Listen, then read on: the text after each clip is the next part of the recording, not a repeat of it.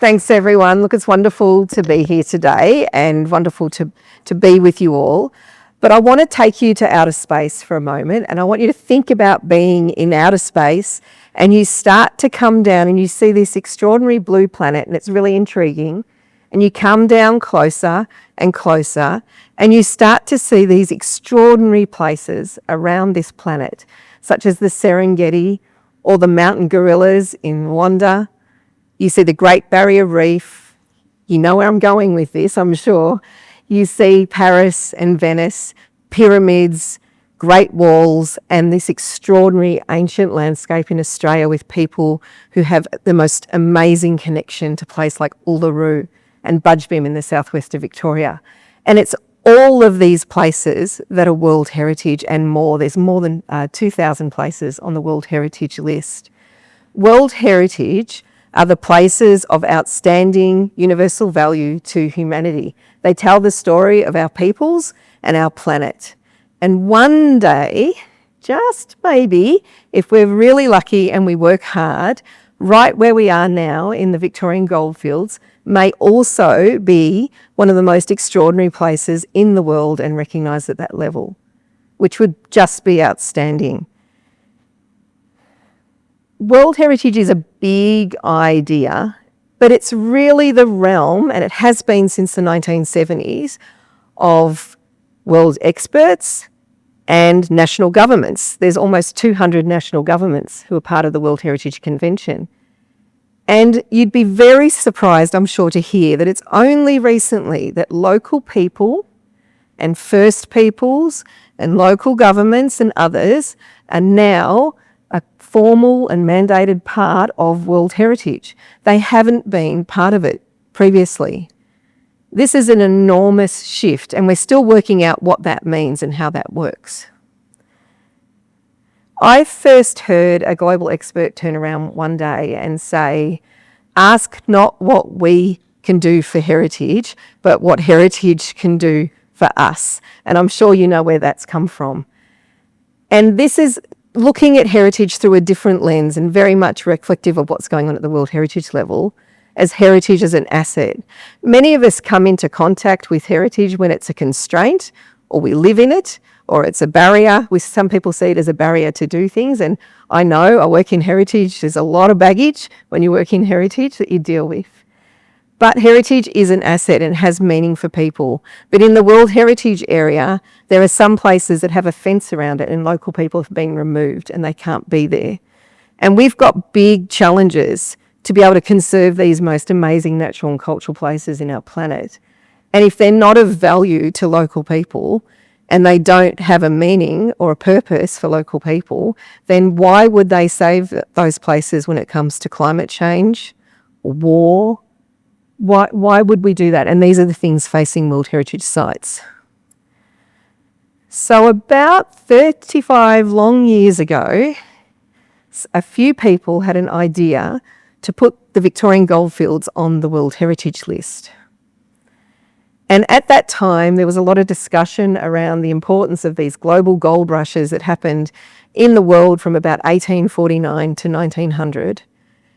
And a lot of talk about telling the story of the history of these rushes, looking at the buildings and the places that exist in the Victorian goldfields and archaeology, and really putting that forward as a case.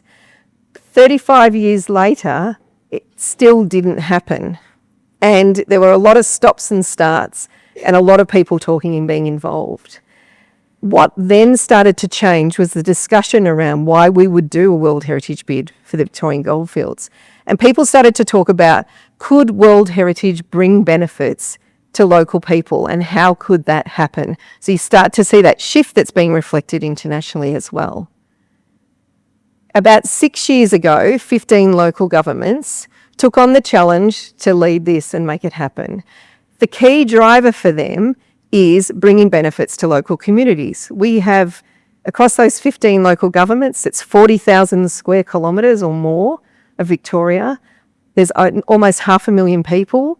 Some of those areas are quite deprived. A lot of people don't have opportunities. Some are doing well, but there's a real inequity across this region. That's where I came into it, and I was brought on with my colleague Trevor Budge in Bendigo, and we were tasked with go and make it happen. So the two of us. And we were like, okay, where do you go from here? I'd worked with some international programs in Ballarat previously and knew that the answer was we had to go and talk to all of you. We had to go and talk to communities, we had to go and talk to First Peoples, we had to open the door and get out of a government mindset and go and ask people, because this is a big thing to do.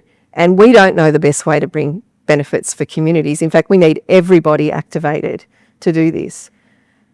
We went and spoke to traditional owners, and what was amazing was, I remember the first meeting we had with one of the traditional owners who turned around to us and said, tell the human story. We've been focusing so much on objects and things. Tell the human story.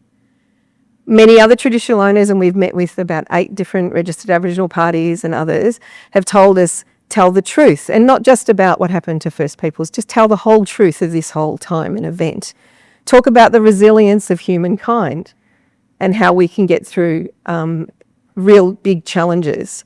And all of a sudden we're starting to think we've got a different narrative to talk here, and the bid started to become about social and cultural aspects. We talked with environmentalists as well as First Peoples who said, you've got to recognise how much damage has been done to this landscape, and we've got to build opportunities for rehabilitation into this nomination.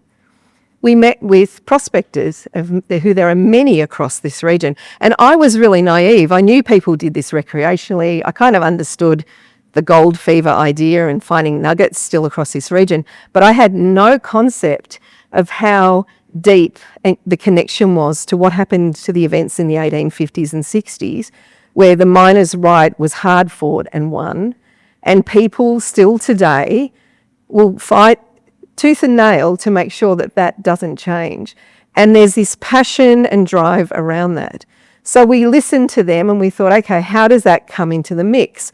And we kept talking and talking, lots and lots of talking about how to move this forward.